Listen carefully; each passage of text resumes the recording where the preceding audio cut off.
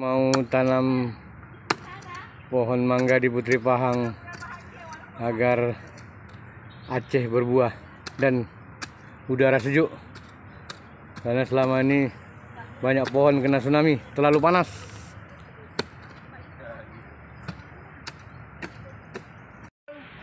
Ya, ini juga, ini kita buat, nanti kita foto grup bersama ini.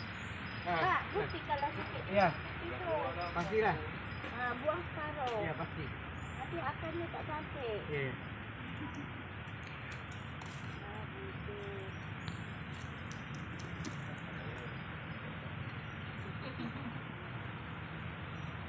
Walaupun kalau tanam pokok serasi.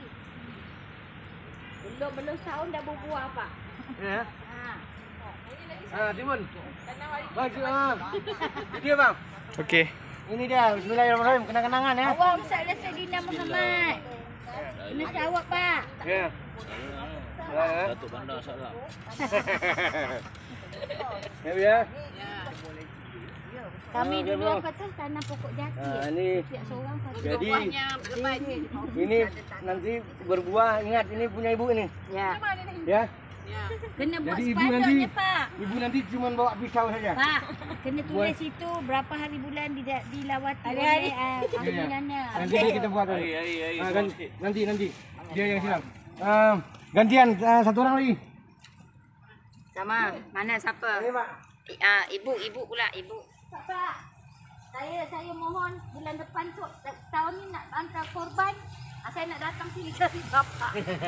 Dah buah ke belum? Ini satu gantian kamu. Dek. Di sini, Dek. Timun, Dek, timun. Timbul kalah, bapak buka lah. Ada pernah pegang cangkul timur itu?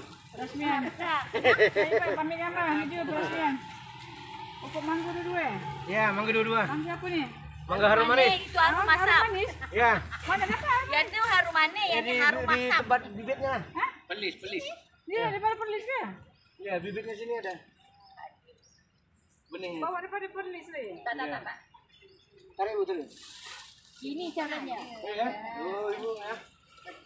Bismillahirrahmanirrahim. Semoga dapat berbuah dengan baik. Lebat. Dapat Kami melimpah datang kepada orang lagi, ramai. sudah berbuah ya. Nanti kami datang bawa bajunya pula. Ya, kita foto, matikan dulu. Mau foto. Ya. Ya.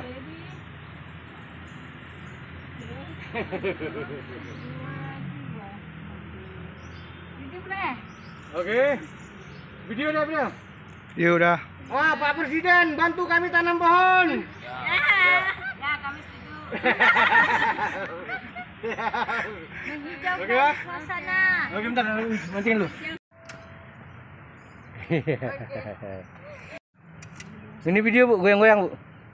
Cangkulnya. Bayang-bayang.